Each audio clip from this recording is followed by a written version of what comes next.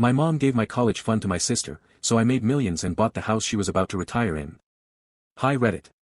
I don't really care if this goes viral or not, but I need to get it off my chest.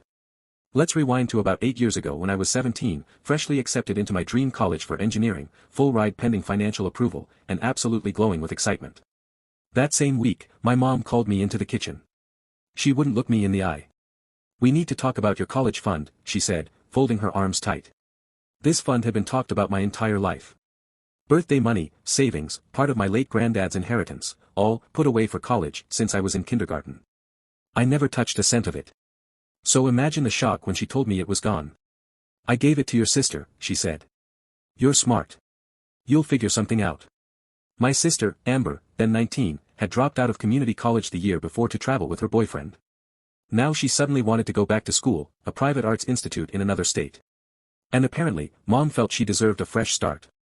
I stared at her, waiting for the punchline. She looked at me like I was the unreasonable one.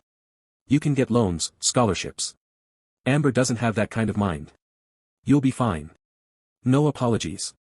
No guilt. Just expectations." I walked out of the house that day with the air sucked from my lungs.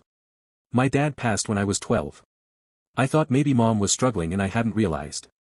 But later that night, I checked the bank statements. Yes, I'd helped set up the online account. $78,000. Gone. Transferred in chunks over 4 months. The final $10,000 was withdrawn the same week Amber bought her boyfriend a used Audi to help him drive her to classes. That was the night I knew 2 things. 1, I wasn't the golden child, I was the fallback plan. 2, no one was coming to save me, so I'd have to save myself. After I saw the bank statements, something inside me snapped. It wasn't just betrayal. It was years of tiny slights finally adding up, the way Amber never got punished but I always did, the way Mom acted like I was too intense or too focused, like being driven was a flaw. Suddenly, everything made sense. I didn't scream. I didn't cry. I packed my backpack with some clothes, my laptop, and every important document I owned. I didn't even say goodbye. I walked out while Mom and Amber were asleep, caught a late bus across the city, and stayed the night at my friend Jay's house. His family didn't ask questions. Just gave me a blanket and let me crash on their couch. The next morning, I started making calls. I told my dream school what happened. Explained how the promised college fund had vanished. They connected me to emergency aid and helped restructure my financial aid package. It wasn't perfect, but with a mix of grants, scholarships, and, yes, some brutal student loans, I made it work.